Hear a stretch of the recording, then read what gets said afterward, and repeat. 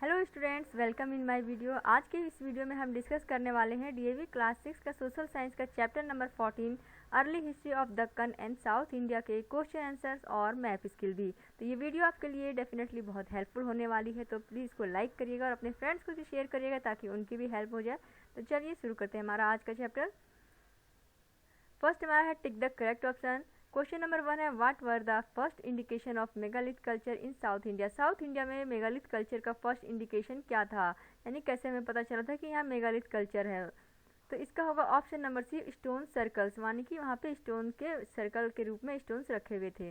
Number 2 है what culture did the megalith culture give rise to, यानी कौन सा कल्चर ने मेगालिथ कल्चर को जो है सो के कारण के मतलब मेगालिथ कल्चर का उससे उदय हुआ, राइज हुआ। तो इसका होगा option number A, Satavahana.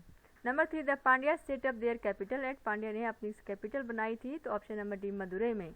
Number 4 है the Satavahana dynasty came to an end, Satavahana dynasty का अंत हो गया था, तो इसका ऑप्शन नंबर ए होगा 220 सीई में। नंबर 5 है the Sangam during the Pandyas rule were held at, यानी कि जो संगम हुआ था पांड्या के रूल्स के समय में, जब पांड्या लोग शासन कर रहे थे उस समय जो संगम हुआ था वो कहाँ पर हुआ था, तो वो हुआ था आपका ऑप्शन नंबर बी मदुरई में। नेक्स्ट देखिए करते हैं फिलिंग द ब्लैंक्स। तो 1 नंबर में है Deccan region is to the south of Vindhya mountain and Narmada river. जो दक्कन रीजन है वो साउथ में विंध्या माउंटेन से लेकर के नर्मदा रिवर के बीच के एरिया को कहा जाता है। नंबर 2 में है king Simuka was the founder of Satavahana empire, Satavahana empires के फाउंडर किंग राजा सिमुक थे।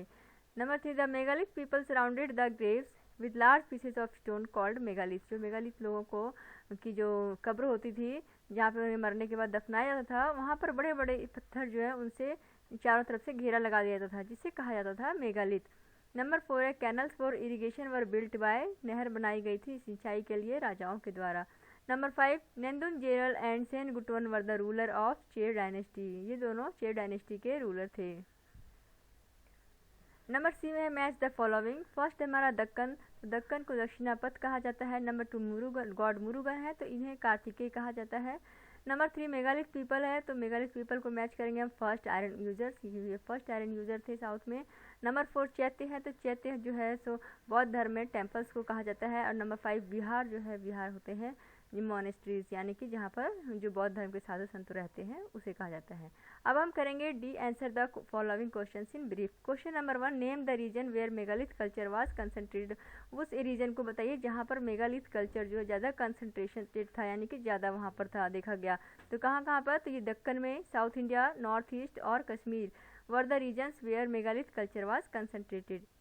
Question number 2 who was the most important king of the Pandya dynasty, Pandya dynasty का सबसे मोस्ट इंपॉर्टेंट राजा कौन था, तो Nedunchezhiyan was the most important king of Pandya dynasty. Question number 3 who took over the Satavahana empire in Maharashtra and Andhra region, यानी कि जो Satavahana empire था उसके महाराष्ट्र वाला एरिया और पर किसने कब्जा कर लिया और आंध्रा वाला रीजन पे किसने कब्जा किया। तो जो महाराष्ट्र वाला एरिया था वहाँ पर इक्ष्वाकु लोगों ने, राष्ट्रकूट ने जो है सो उसको टुक ओवर कर लिया, और जो आंध्रा वाला रीजन था उसे इक्ष्वाकुओं ने टुक ओवर कर लिया। तो इसका आंसर होगा Satavahana empire was taken over by Rashtrakutas in Maharashtra and Ikshvakus in Andhra region. Question number 4 the rock cut chaitya hall at Karle is located at which present city of India, तो उस समय का जो रॉक कट चैत्य हॉल था कार्ले में, वो अभी के समय में इंडिया में कौन से शहर में प्रेजेंट में लोकेटेड है। तो इसका आंसर होगा the rock cut chaitya hall is located at present city in the city of Pune at Karle which is the finest example of cave architecture. Question number 5 according to some archaeologist what is the origin of megalith culture, यानी कि कुछ जो archaeologist हैं उनके अनुसार megalith people की जो origin है वो क्या था। तो इसका आंसर होगा according to some archaeologist the origin of megalith people is West Asia, यानी कि वे वेस्ट एशिया से आए थे। अब हम करेंगे E answer the following questions. Question number 1 describe the main features of Satavahana empire of Deccan, यानी कि सातवाहन एम्पायर के जो दक्कन का जो सातवाहन एम्पायर था उसका मेन फीचर्स क्या क्या है वो बताना है आपको। तो the main features of Satavahana empire of Deccan are Satavahana ruler believed in divine right of the king. Number 2 में हो जाएगा they were the followers of Hinduism, they worshipped Vishnu and Shiva, they divided kingdoms into provinces for efficient administration, many Chaiti stoops and vihar were built during this period. They encouraged external and international trade and for which they build roads and ships.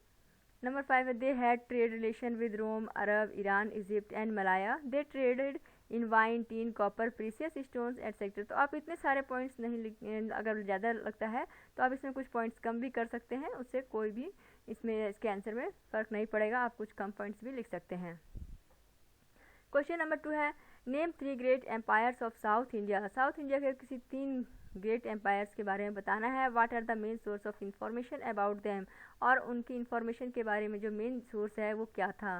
तो the 3 great empires of south India were the Chola empire, the Pandya empire and the Chera empires.